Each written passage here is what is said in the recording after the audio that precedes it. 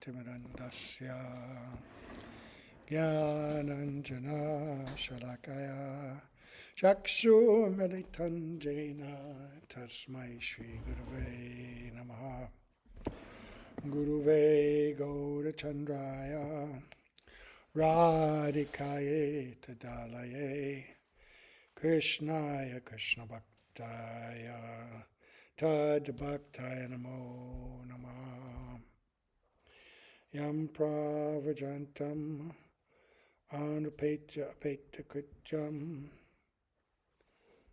Rapaino Viraha Katara Ajuhava Putreti Tan Maitaya Taravo Benedus Tam Sarvabhutam Hridayam Muni Manatusmi Narayanam Namaskritya Naram Chaiva Narotamam Devim Sarasvatam Vyasam Tato Jayamudirayat Bhaktya Vihina Parara Lakshai Kiptastakamadi Tarangamadye Kripa Maitam Sharanam Prapanda Brinde Namaste Charanadavendam Tavevasmi Najivami Tvayavina Iti Vigyaya Radhe Tvam Nayanam Charanandike Vancha Kalpatarubhascha Kripa Sindhubhya Evacha Patitanam Pavanebhyo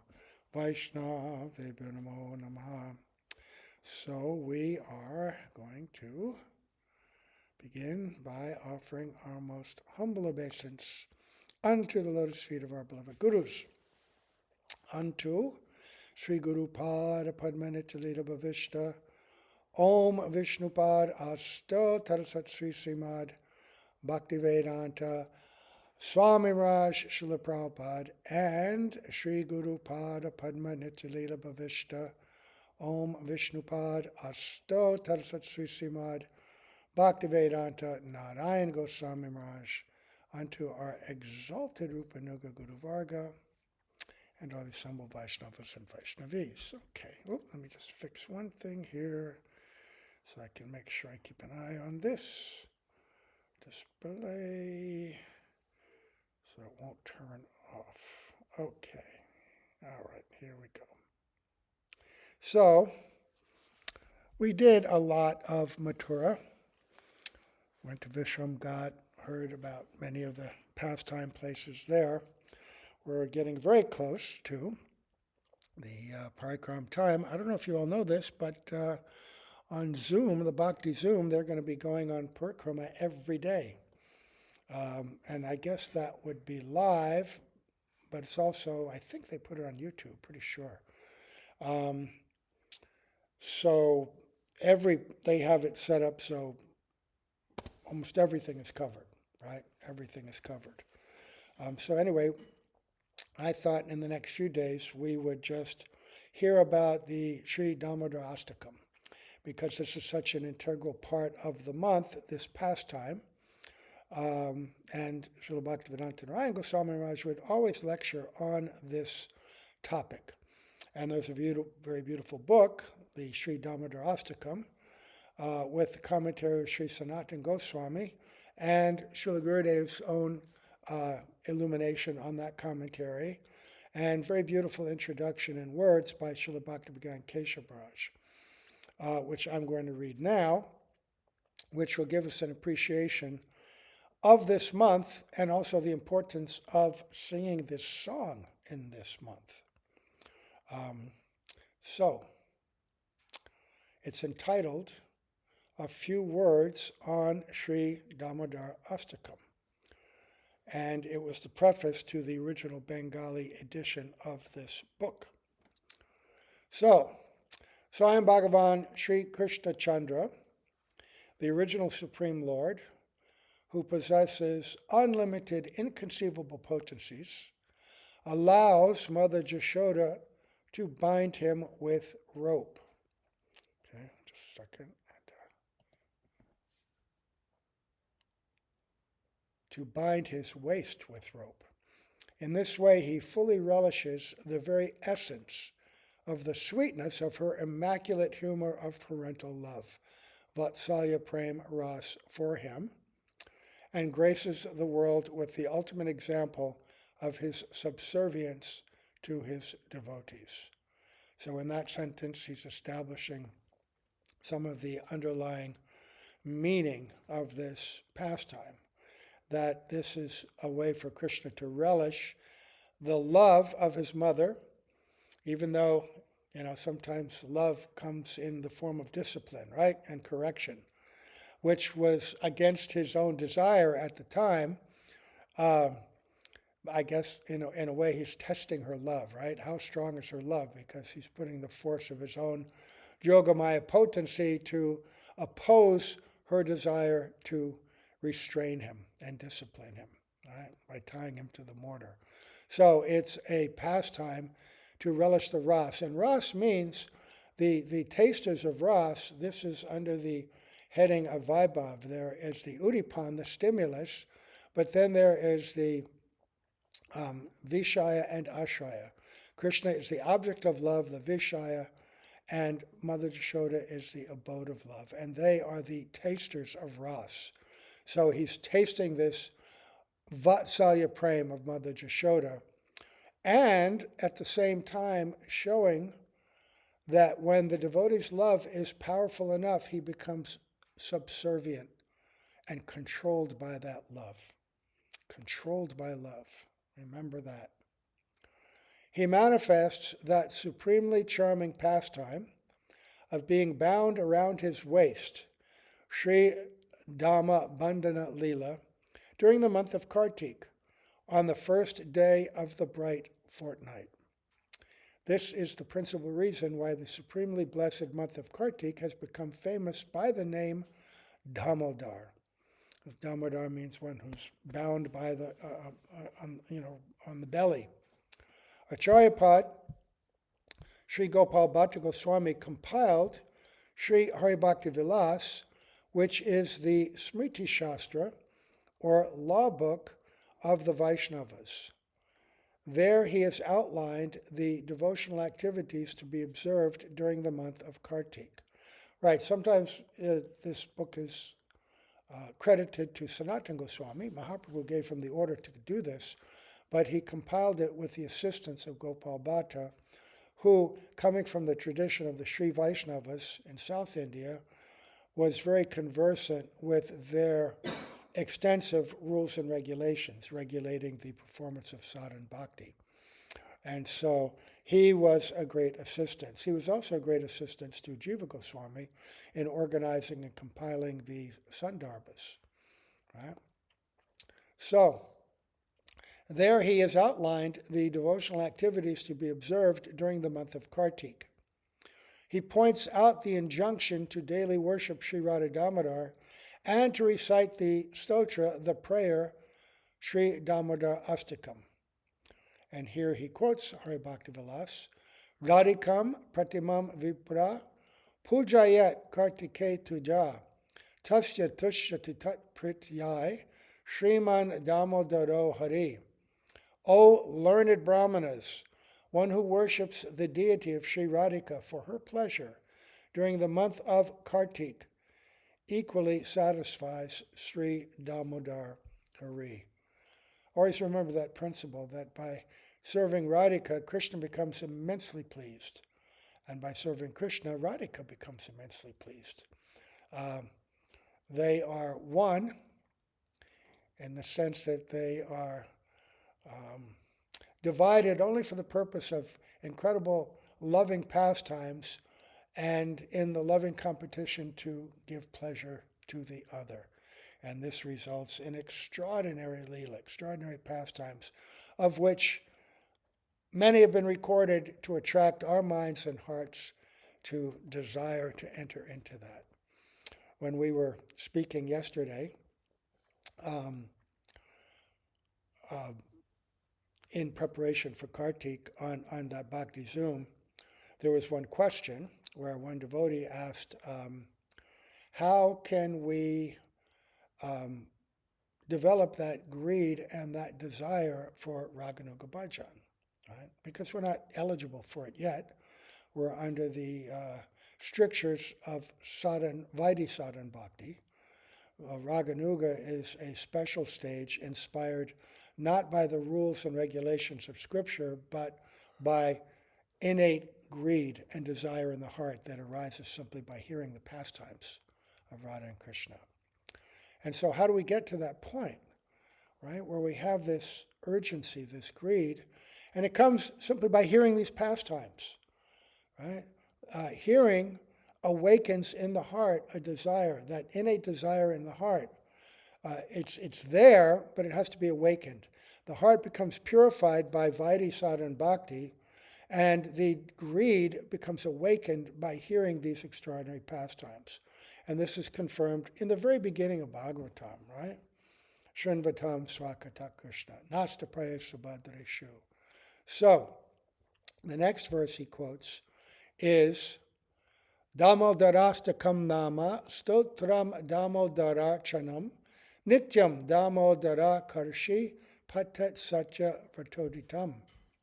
One who worships Sri Damodar during Kartik month by daily reciting the prayer of Sri Damodarastakam, which was uttered by Sri Satyavat Muni as it arose in his heart, will perpetually attract Sri Damodar himself. Okay? So this is going to be part of our program as well, every morning in class, to sing this song. As stated above, Sri Damodar Hari becomes pleased with those who worship Sri Radhika for her pleasure during the month of Kartik. There's a footnote there, and it's a long footnote, and it's written by Srila Bhaktivedanta Vama Goswami Maharaj. And it says, by performing worship of Sri Radhika for her pleasure during the month of Kartik, Sri Damodar Hari becomes very pleased. Why would it be pleasing to Radhika to recite this? Because it's the glories of Krishna, right? And it's the awakening and development of love for Krishna in step by step that's arising in Satyavat Muni's heart. And ultimately it concludes with a prayer to Radhika herself, understanding that her worship is the pinnacle of the worship of Sri Hari. He goes on, so by performing worship of Sri Radhika for her pleasure during the month of Kartik, Sri Damodar Hari becomes very pleased. This is because Urjeshwari Srimati Radharani, the controller of all potency, is the sole presiding goddess of this month. Unless someone worships his Krishna's that's Krishna, capital H, his Sarup Shakti, his internal potency, or Ladini Shakti, the pleasure potency, Damodar Sri Krishna, the possessor of all potencies, does not accept anyone's worship. Moreover, Sri Radha Devi, Sri Krishna's Antaranga Shakti, discards everything if she is worshipped alone without the Lord of her life. Very important how they are joined eternally. And I remember in the early days of my association with Srila Gurudev, there are many devotees coming to Gurudev. And in the beginning, it was mostly Srila Prabhupada disciples, but then gradually, by his preaching, many young devotees who were too young to have met Srila Prabhupada came to Gurudev, and they were hearing this tattva about serving Radhika and being inclined to her, and I would hear them say, especially the girls, we don't care anything about that black person. We only want to worship Radhika. Now, the gopis can say that in a special mood, right? We reject him. But it's a very high mood. It's a mood of man, which is one of the aspects of prem. And all the gopis love is kamat, they're kamakika rupa. Their very form, their very nature is of kam, that is their desire is to give pleasure to Krishna in the conjugal mood. And some gopis are Sambhog Ichamai. They want to serve Krishna directly as his beloveds. And some are Tat Tat Bhav Ichamai, where they want to serve Radhika only. This is the Manjari Bhav. They only want to serve Radhika, but they want to serve her in assisting her service to Krishna. They want Krishna to be happy. They love Krishna. You read the poems of Bhaktivinoda Thakur and Narottam Das Thakur, where they love and praise Krishna so beautifully, right? But they want to please him by assisting Radhika. And here it said, you can't please Krishna, Radhika by saying, I'm only your servant, I don't care for Krishna.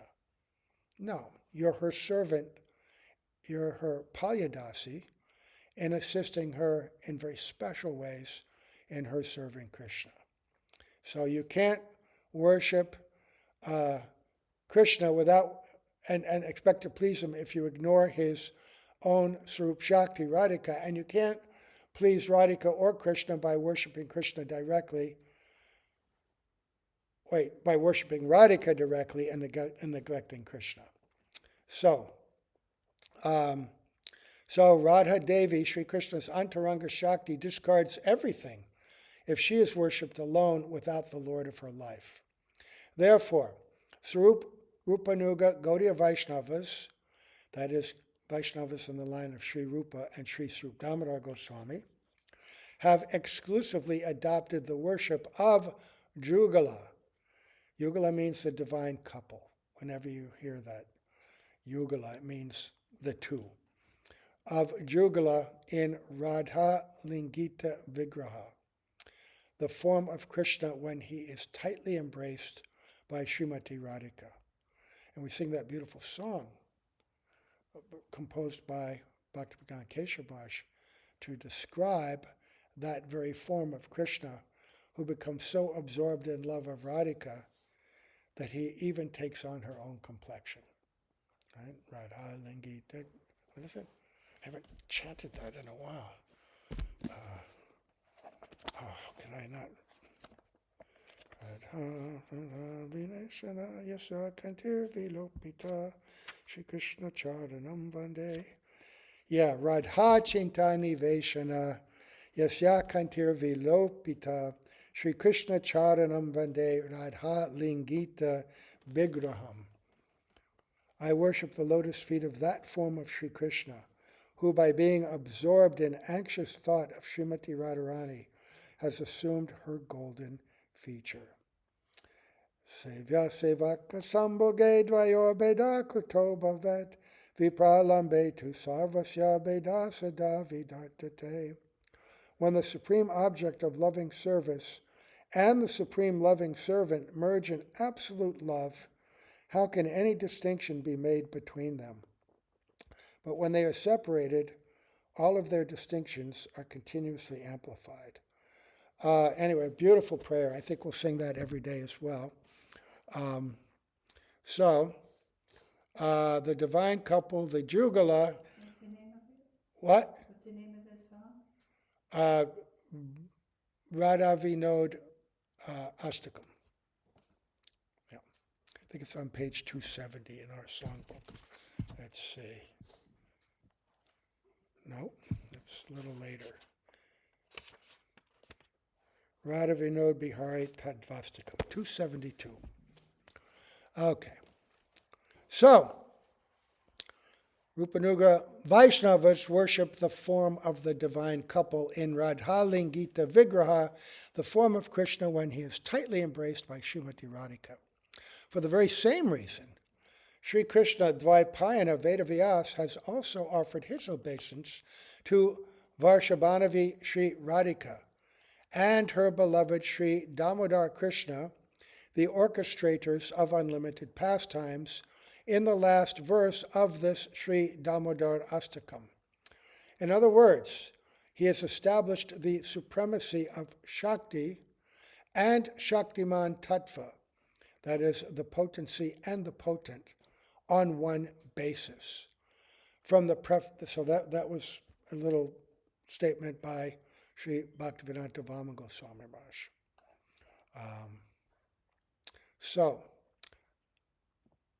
that was to elaborate on Bhaktivedanta Kesava saying, this Sri Damodar Hari becomes pleased with those who worship Sri Radhika for her pleasure during the month of Kartik.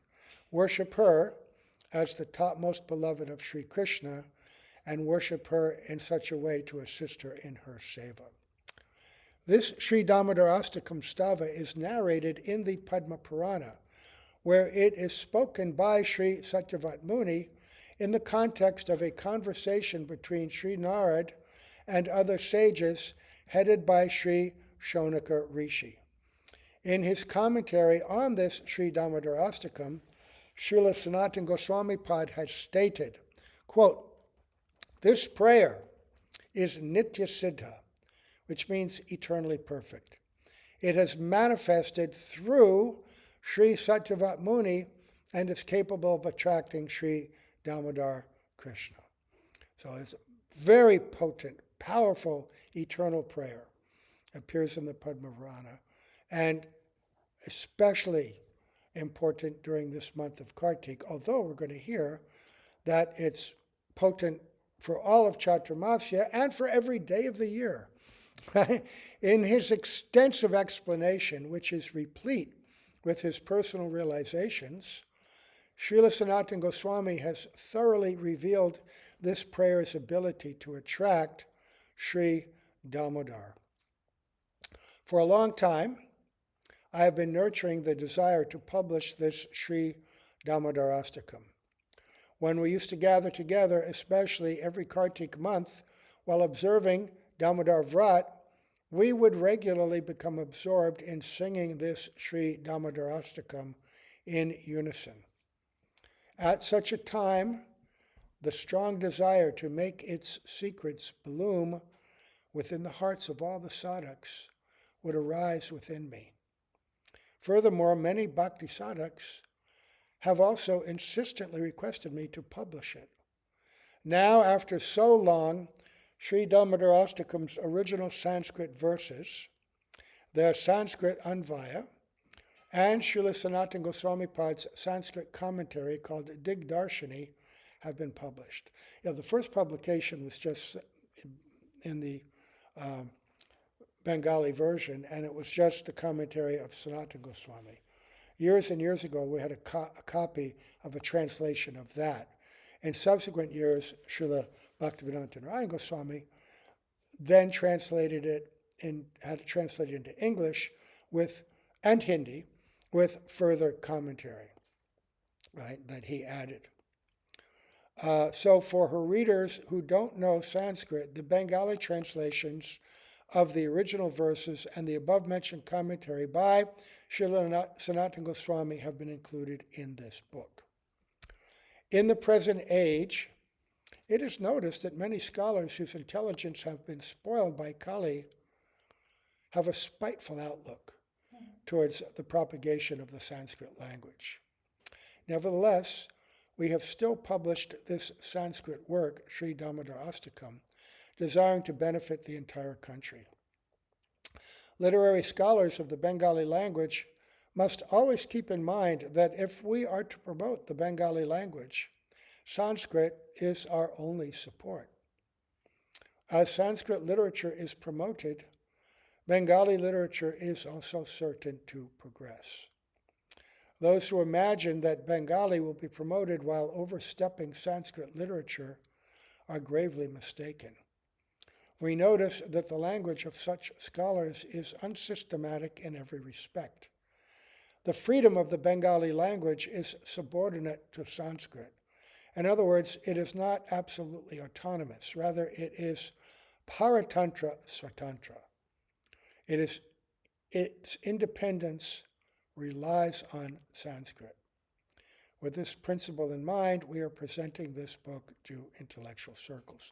So he's writing this in the early 50s, and his preaching at that time in Bengal, they were encountering so much opposition by modern scholars, by communists, by atheists, and the whole idea was to out of pride, they were trying to uproot what they considered an unnecessary dependence on ancient Sanskrit, right? Promote modern Bengali scholarship, modern Bengali language. Why do we have to depend on these old traditions? But the Sanskrit language is actually the most developed and sophisticated language that has ever been uh, established on the earth. Um, and those who are scholars who speak about it explain that in detail. The way it takes 12 years of intense study to even master the basic grammar of Sanskrit. There's so many subtleties to it. The alphabet is more extensive, uh, the rules of grammar, but in that, it's capable of literary expression, which is incapable in any other language. And of course, the vocabulary of it is able to communicate subtle spiritual ideas much more completely than a language that has no connection with realized spirituality. Sanskrit, independent of realization, in itself is not Shabda Brahman, but it's a great assistance in developing and expressing spiritual tattva far more than any other language, which is why sometimes even Srila Prabhupada said when he was translating, this word has no English equivalent. Many times he would say that, right? So, if one examines the manner in which Sri Damodarastakam conveys philosophical concepts, the excellence of its composition, the astonishing way in which it unfolds this pastime, and other aspects of this Ashtaka, which was written down by Sri Vyasadeva, it is obvious that it is an excellent work in the world of literature. Jagat Guru Srila Sanatana Goswami Pad has written the detailed Digdarshini commentary on this Ashtaka, or prayer of 8 verses. And Sanatana Goswami, along with his brother Rupa, they were the first to compile literature under the order of Sri Chaitanya Mahaprabhu.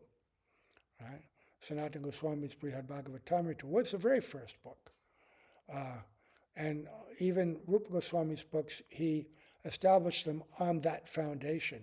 He established very important principles, the gradation of devotees, right, according to their method of worship and their Ishtadev, right, and the gradation of theological conception or perfection, right, not only within this universe, but beyond, even the different stages of realization in Vaikuntha, up to Goloka Vrindavan. This was all in Brihad Bhagavatamrita. And he wrote it and gave his own commentary to make sure people understood it, right? Just as, he gave commentary in this Damodarastakam. Also, therein, based on the sadhak's different eternal temperaments, he has revealed the deliberation on the gradation found within the realm of sadhan, right? Step by step. Furthermore, he has established from every perspective the supremacy of Vatsalya Ras, parental love, and finally, Madhurya Ras, conjugal love. Right, Vatsalya Ras, it is exceeded by Madhurya, and yet it is so high that it can be used as an example of Krishna being subjugated. Even the cowherd boys cannot control Krishna by their love the way that Mother Jashoda can. And in his lectures that were compiled into a book called Bhakti Rasayan, when Srila Bhaktivedanta Narayan Maharaj was talking about Vatsalya Prem, he says it's so high we become afraid to even try to talk about it. It's so high, right? So extraordinary kind of love. Furthermore, he has established from every perspective the supremacy of Vatsalya, parental love, and finally Madhurya Ras, conjugal love. In many ways, Vatsalya Ras is perhaps a more superior way for most people to study and understand the nature of pure bhakti in Braj and how Krishna becomes subordinated, because when you look at Krishna's pastimes with the gopis, they appear so similar to pastimes of mundane, materialistic lovers, in this world, which is actually quite degraded. The idea of unwedded love or rejecting one's lawful husband for another lover, in this world, that's very contaminated. So people in this world are generally bound, appropriately so, by the rules of morality, right? Which forbid that kind of thing. So the study of Krishna and the gopis can become very confusing for them, and they can become misled. But the sacrifice and the surrender and the love of motherly or parental affection is more easily understood. And even in the spiritual world, it aligns itself more completely, or with the love of a mother or a father in this world, right? Because in this world, the highest expression that we really understand of selfless love comes in the heart of a mother, right? Or a good father, how they'll sacrifice everything for the welfare of their children, even their own lives, right? And, they try to do everything for the welfare and benefit of their children. So the corresponding spiritual form of Vatsalya can be appreciated more easily and not misused, because there's nothing that Mother Jashoda does outside of the boundaries of ordinary rules and regulations or morality. Although the mood that she does it in, of course, completely transcend those things.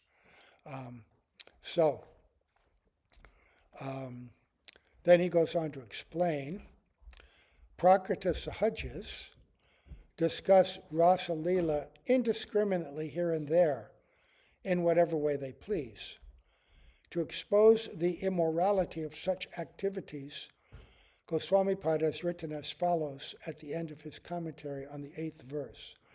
A Prakrita Sahaja, they give the explanation of Bhaktisiddhanta Saraswati Prabhupada.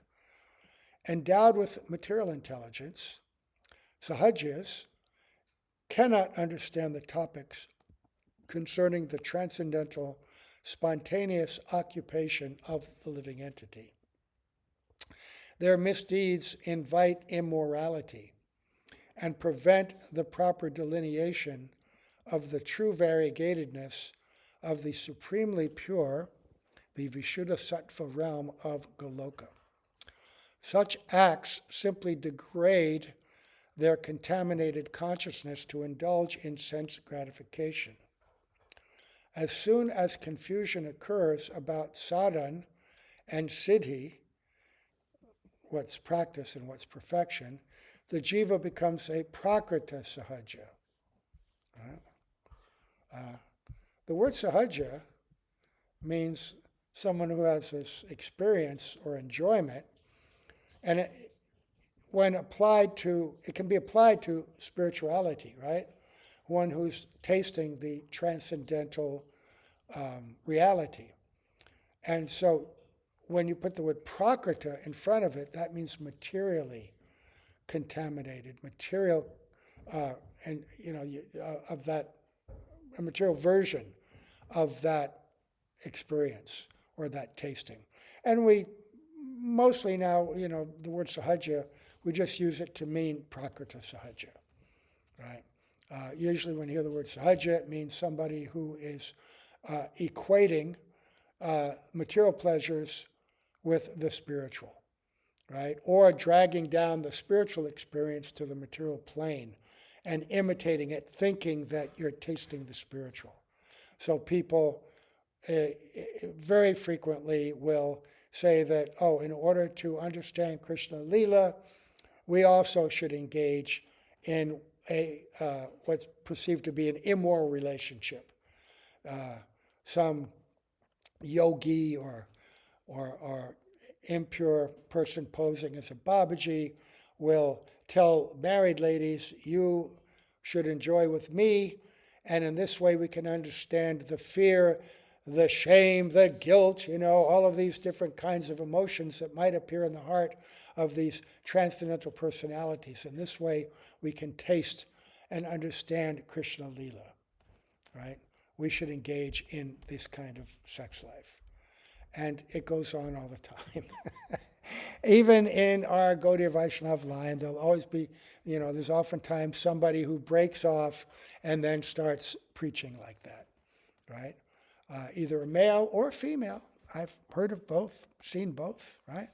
So you always have to separate, understand clearly that what Krishna and his devotees are performing is completely beyond anything mundane.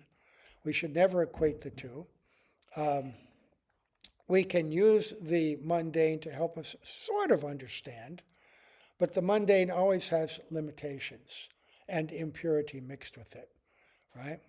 So, quoting Sanatana Goswami about his commentary on the 8th verse, there's the Sanskrit, and he says, the translation of this part of the commentary, as well as a footnote, has been printed on page 160 of this book. There, an excellent deliberation is given in regard to such inappropriate discussions within Sahaja congregations. Right. So without realization, it's inappropriate to discuss certain intimate details of Krishna Lila because our own impure ideas, our impure mind and desires will conflate our moods and ideas with the pure spiritual. And we won't reach or understand that pure spiritual. Since the Sahajas are utterly unqualified, they cannot in any way be considered highly eligible candidates for relishing Rasa Lila. As we know, Bhakti is transcendental to the three worlds of material existence, so topics like Rasa Lila cannot be understood within any worldly realm of analysis. The Prakrita Sahajas think, quote, dull matter can become chit, spiritual, by the power of one's sadhana. Bhagavan can be seen with material eyes. This is their conception. They say, just as bell metal transforms into gold when mercury is added to it, this Prakrita material body becomes apricot, transcendental by the power of bhajan. Then, with these same material eyes, Bhagavan can be seen. Srila Sanatana Goswami has completely refuted this statement of the Prakrita Sahajas in Sri Brihad Bhagavatamrita, as well as in his Digdarshani commentary on this Sri Damodarastakam. Right, that was refuted when Gopakumar is in Tapaloka, I believe, Tapa or Janaloka, and he's practicing the meditative process of Pipalayana Rishi and others, where they're meditating on the Paramatma within. It's a big, long section. But they're claiming that they don't have full realization and attraction for the mood of service that the devotee in a higher ras would have. They're developing Shanta ras. And so they're completely happy and content to see the Lord within the mind. And they don't have perfected spiritual bodies yet, so they're envisioning that form within their purified mind, which is very subtle and capable of perceiving the Lord up to a particular way, and they're claiming that this is superior to seeing the Lord with one's eyes.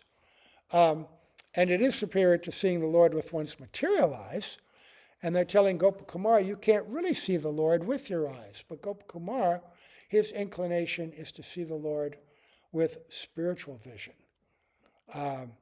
and with the mood of seva, which informs that vision and fills it with ras. Anyway, it's a very long and beautiful section, which will be described somewhat later on. So we'll wait for that. He's going to give something. We'll do this tomorrow.